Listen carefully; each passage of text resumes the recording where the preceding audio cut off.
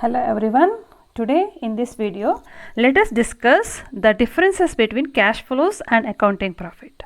So before that, I have already told you that capital budgeting is the decision taking regarding investment in long-term assets.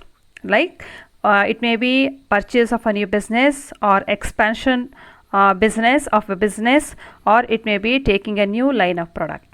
That means investment of huge funds in any investment opportunities that will give the return for maximum number of years. ಅಂದರೆ ದೊಡ್ಡ ತುಂಬ ಸಮಯದವರೆಗೆ benefit ಕೊಡುವಂತಹ ದೊಡ್ಡ ಪ್ರಾಜೆಕ್ಟ್ಗಳಲ್ಲಿ investment ಮಾಡುವಂತಹ decision ಅಂತ ತಗೊಳ್ಳುವಂಥದ್ದು capital budgeting ಅಂತ ಹೇಳ್ತೇವೆ. ಈಗ in this capital budgeting we have to compare two things. ಯಾವುದನ್ನೆಲ್ಲ ಕಂಪೇರ್ ಮಾಡಬೇಕು? ಒಂದು ಕಾಸ್ಟ್, ಇನ್ನೊಂದು ಬೆನಿಫಿಟ್ ಅಲ್ವಾ. ಕಾಸ್ಟ್ ಅಂತ ಹೇಳಿದರೆ ಏನು, ನಾವೀಗ ಒಂದು ಯಾವುದೊಂದು ಪ್ರಾಜೆಕ್ಟ್ ತೊಗೊಳ್ತೇವೆ, ಯಾವುದೊಂದು ಅಸೆಟ್ ಪರ್ಚೇಸ್ ಮಾಡ್ತೇವೆ, ಅದಕ್ಕೆ ಎಷ್ಟು ಖರ್ಚಾಗ್ತದೆ ಅಂತ. So what is a cost ಅಂತ ಹೇಳ್ತೇವೆ ಅದನ್ನು. ಬೆನಿಫಿಟ್ ಅಂತ ಹೇಳಿದರೆ ಆ ಇನ್ವೆಸ್ಟ್ಮೆಂಟ್ ನಾವು ಮಾಡಿದ ನಂತರ ಮುಂಬರುವ ವರ್ಷಗಳಲ್ಲಿ ಎಷ್ಟು ನಮಗೆ ಆದಾಯ ಬರ್ತದೆ. So what is a income, what is a revenue, what is a return we are going to get through that investment proposals ಅಂತ. So why we have to compare this cost and benefit? ಯಾಕೆ compare ಮಾಡಬೇಕಂತ ಹೇಳಿದರೆ, cost ಅಂತ ಹೇಳಿದರೆ ಖರ್ಚು ನಾವು ಮಾಡ್ತಾ ಇರೋದು, ಬೆನಿಫಿಟ್ ಅಂತ ಹೇಳಿದರೆ ನಮಗೆ ಅದರಿಂದ ಬರುವಂತಹ ರಿಟರ್ನ್ ಅಲ್ಲ. ಎರಡನ್ನು ಕಂಪೇರ್ ಮಾಡುವಾಗ if only the return is greater than the investment cost, then only that project is to be taken ಅಲ್ವಾ. ಸೊ ಈಗ 1 ಲಕ್ಷ ರೂಪಾಯಿ ಖರ್ಚಾಗ್ತದೆ, ಆ ಪ್ರಾಜೆಕ್ಟಿಂದ 1.5 ಲಕ್ಷ ಬೆನಿಫಿಟ್ ಆಗ್ತಂತ ಹೇಳಿದರೆ we can say that 50,000 is a net benefit we are going to earn. So therefore we have to compare the cost and benefit. ಅದೇ investment 1 lakh ಮಾಡಿ ಪ್ರಾಜೆಕ್ಟಲ್ಲಿ ಬರುವ income 80,000 ಅಂತ ಆದರೆ ನಮಗೆ ಅದರ ಅರ್ಥ 20,000 ಏನಾಗ್ತದೆ ಆ ಪ್ರಾಜೆಕ್ಟಿಂದ ಅಂತ ಅರ್ಥ, ಲಾಸ್ ಆಗ್ತದೆ ಅಂತ ಅರ್ಥ. ಆದ್ದರಿಂದ ಆ ಪ್ರಾಜೆಕ್ಟನ್ನು ತಗೊಳ್ಬಾರ್ದು. ಆ project should not be undertaken by the company ಅಲ್ವಾ. ಆದ್ದರಿಂದ ಈ ಕ್ಯಾಪಿಟಲ್ ಬಜೆಟಿಂಗ್ ಡಿಸಿಷನ್ ಮಾಡುವಾಗ ನಾವು ಕಾಸ್ಟ್ ಮತ್ತು ಬೆನಿಫಿಟನ್ನು ಎರಡನ್ನು ಕಂಪೇರ್ ಮಾಡ್ತೇವೆ ಅಂತ ಗೊತ್ತಾಯಿತು ನಮಗೀಗ ಅಲ್ವಾ. ಈಗ ಕಾಸ್ಟ್ ಅಂತ ಹೇಳಿದ್ರೇನು? ಖರ್ಚು.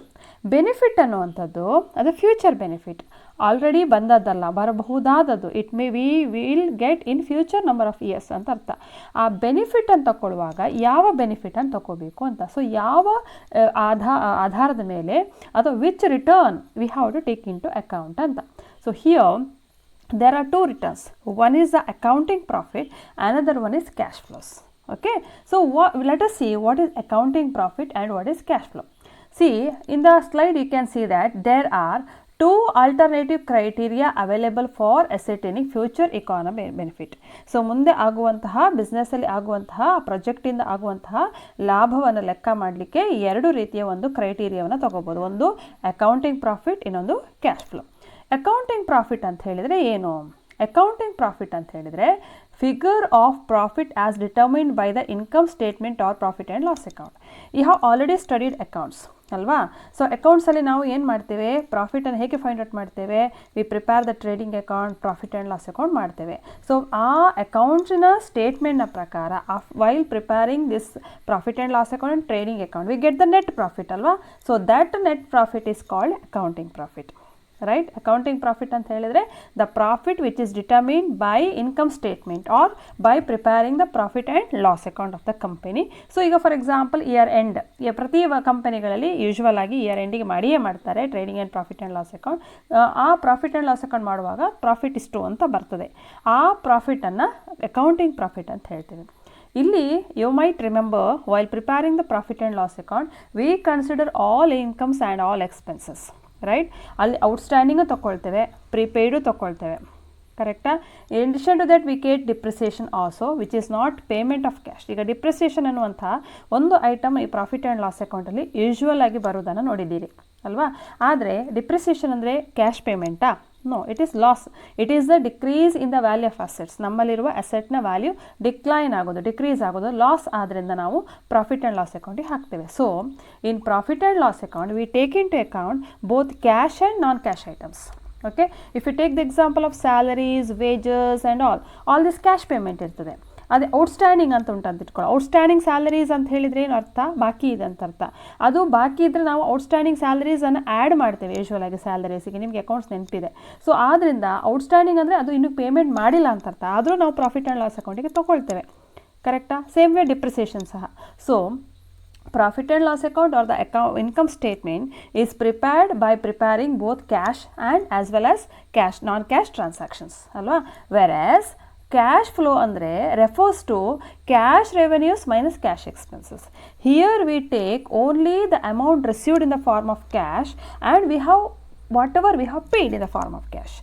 ದುಡ್ಡು ಬಂದದ್ದೆಷ್ಟು ಬಿಸ್ನೆಸ್ಸಿಗೆ, ಕಂಪನಿಗೆ, ಮೈನಸ್ ಎಷ್ಟು ಖರ್ಚಾಗಿದೆ, ಪೇಮೆಂಟ್ ಎಷ್ಟು ಮಾಡಿದ್ದೇವೆ. So here we take the difference between cash inflows and cash outflows. Okay, I hope you are getting the difference between these two. Accounting profit means the profit which is determined by preparing the trading and profit and loss account, that is accounting statements. It includes both cash as well as non-cash items. Whereas cash flow is the difference between cash inflow and cash outflow. That means we take only the cash revenues and cash expenses. Income cash ಎಷ್ಟು ಬಂತು minus expenses ಎಷ್ಟು cash ಹೋಯಿತು. ಇದು difference, ಇದೆರಡಕ್ಕೆ ನಡುವೆ ಇರುವ difference. ಈಗ accounting profit and cash flows ಇದೆರಡು ನಾವು ಈಗ ಮೀನಿಂಗ್ ನೋಡಿದ್ವಿ. Now the difference between these two criteria arises primarily because of certain non-cash expenses. ನಾನು ಈಗಷ್ಟೇ ಎಕ್ಸ್ಪ್ಲೇನ್ ಮಾಡಿದ ಹಾಗೆ ಡಿಫ್ರೆನ್ಸ್ ಎರಡೆರಡು ನಡುವೆ ಇರೋ ಡಿಫ್ರೆನ್ಸ್ ಏನಂತ ಹೇಳಿದರೆ ನಾನ್ ಕ್ಯಾಶ್ ಎಕ್ಸ್ಪೆನ್ಸಸ್. ಅಕೌಂಟಿಂಗ್ ಪ್ರಾಫಿಟಲ್ಲಿ ನಾನ್ ಕ್ಯಾಶ್ ಎಕ್ಸ್ಪೆನ್ಸಸ್ ಸಹ ಇನ್ಕ್ಲೂಡ್ ಮಾಡ್ತೇವೆ, ಕ್ಯಾಶ್ ಫ್ಲೋ ಅಲ್ಲಿ ನಾನ್ ಕ್ಯಾಶ್ ಐಟಮ್ಸ್ ಇನ್ಕ್ಲೂಡ್ ಮಾಡೋದಿಲ್ಲ. We take into account only cash expenses. Such as ಯಾವುದು non cash examples? Some examples are there. Depreciation being charge to profit and loss account. Just ನಾವು I told you depreciation is one of the non-cash expenditure, but still we show that in the profit and loss account, whereas while calculating cash flows we will not consider depreciation because it is not paid in the form of cash. Okay, thus the accounting profit have to be adjusted for non-cash items to determine the cash flow. ಆದ್ದರಿಂದ ಒಂದು ಪಕ್ಷ ನಮಗೆ accounting profit ಗೊತ್ತಿತ್ತು ಅಂತ ಹೇಳಿದರೆ cash flow find out ಮಾಡಬೇಕಾದ್ರೆ ಅದರಲ್ಲಿ ಏನು ಡಿಪ್ರಿಸಿಯೇಷನ್ ಆಲ್ರೆಡಿ ಇನ್ಕ್ಲೂಡ್ ಆಗಿದೆ ಅದನ್ನು ಡಿಡಕ್ಟ್ ಮಾಡಿದರೆ, ಅದನ್ನು ಎಕ್ಸ್ಕ್ಲೂಡ್ ಮಾಡಿದರೆ we will get the cash flows. Right? Yes. So ಇನ್ನು ಫೈನಾನ್ಷಿಯಲ್ ಮ್ಯಾನೇಜ್ಮೆಂಟಲ್ಲಿ while determining the capital budgeting ಏನು ತಗೊಳ್ತೇವೆ? So here in the cash flows is considered as a best measure. It is considered as the best measure of economic viability as compared to accounting profits. Capital budgeting decision ಮಾಡುವಾಗ, long term investment decision ಮಾಡುವಾಗ ಮುಂಬರುವಂತಹ cash flows ಮೇಲೆ ಆಧಾರದ ಮೇಲೆ ಮಾಡ್ತೇವೆ ಹೊರತು ಮುಂಬರುವಂಥ accounting profit ಮೇಲೆ ಮಾಡೋದಿಲ್ಲ. ಯಾಕಂತ ಹೇಳಿದರೆ cash flows is more viable and more reliable as compared to accounting profit. Okay, now let us see the difference between the accounting profit and cash flows point one by one ನೋಡುವ. The first one is that you can refer the table over here. Parameter of comparison, ಯಾವ basis ಮೇಲೆ comparison ಮಾಡ್ತೇವಂತ accounting profit and cash flows. Okay, the first one is that definition. The definition of accounting profit. What is the definition of accounting profit?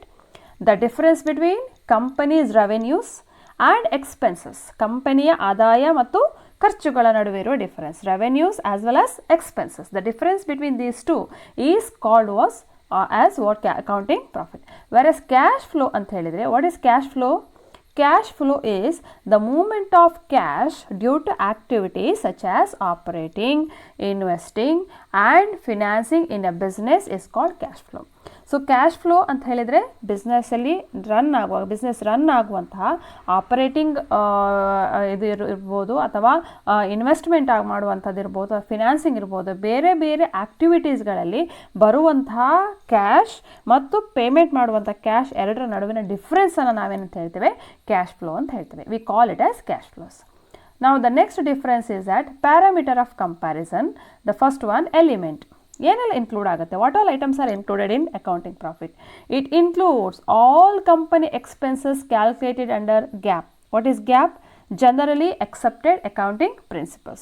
So what are the generally accepted accounting principles? In accountancy we have studied, right, outstanding ತಗೋಬೇಕು, ಮತ್ತು accounting principles ಕಲ್ತಿದ್ದೇವೆ, cost concepts ಇದೆ, various concepts are there, right. Based on all accounting principles, by applying all this accounting principles we calculate the profit of the company. That is accounting profit. right? Here you know that the accounts profit is derived on accrual basis, not on cash basis. Payment ಮಾಡಿದ್ರು ಮಾಡದಿದ್ರೂ ಆ ವರ್ಷಕ್ಕೆ ಸಂಬಂಧಪಟ್ಟದ್ದು ಅಂತ ಆದರೆ we will take into account ಅಲ್ವಾ, profit and loss account ಮಾಡುವಾಗ. ಆದ್ದರಿಂದ it is accrual basis ಮೇಲೆ ಡಿಪೆಂಡ್ ಆಗ್ತದೆ. Whereas cash flow is, it includes a basic account of how much money is coming inside the firm and how we are going to spend that cash from the business. ಅಂದರೆ ಬಿಸ್ನೆಸ್ಸಿಗೆ ಎಷ್ಟು cash ಬಂತು ಮತ್ತು cash ಎಷ್ಟು ಹೋಯಿತು. ಈಗ for example salary ಬಂತು ಅಥವಾ rent ಬಂದಿದೆ ಅಥವಾ ಕಮಿಷನ್ ಬಂದರೆ ಮಾತ್ರ ತಗೋಬೇಕು, ಬಾಕಿ ಇದ್ರೆ ತಗೊಳ್ಳಿಕ್ಕಿಲ್ಲ. If there is outstanding commission, we will not take into account. Whereas in case of accounting profit, ಬಂದ್ರೂ ಬರದಿದ್ರು ಸಹ ಔಟ್ಸ್ಟ್ಯಾಂಡಿಂಗ್ ಅನ್ನು ಸೇರಿಸಿ ನಾವು ತಗೊಳ್ತೇವೆ. So that is the difference, elements, right? The third one is that parameter of comparison, nature. What is the nature of accounting profit? The standard representation of the financial health of the firm. So why we prepare the accounting statements by applying these principles? Because it shows the standard profitability of the concern.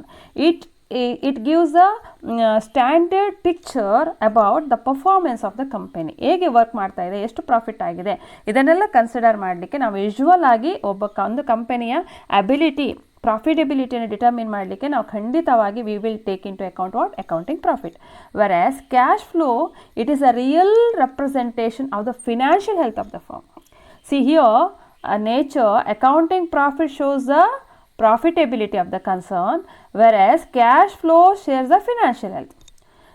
You may think that both of these terms are similar and in connection to each other. That's true, right? But what we say that, for example, ನನ್ನ ಹತ್ರ ಈಗ ನಾನು business ಮಾಡ್ತಾ ಇದ್ದೇನೆ, ಚೆನ್ನಾಗಿ profit ಆಗ್ತಾ ಇದೆ, that shows that my business is running well, it is getting a good profit ಅಂತ ಅರ್ಥ ಅಲ್ವಾ. ಅದೇ ಅಷ್ಟು ಪ್ರಾಫಿಟ್ ಬಂದ್ರೂ ನನ್ನ ಫಿನಾನ್ಷಿಯಲ್ ಪೊಸಿಷನ್ ಚೆನ್ನಾಗಿಲ್ಲ, because of my various other expenses, because of various other liabilities ಅಂತ ಹೇಳಿದರೆ, so financial position is different from that compared to the profitability of the individual. In the same way, in case of company also, the profitability of the company is determined by ascertaining the accounting profit.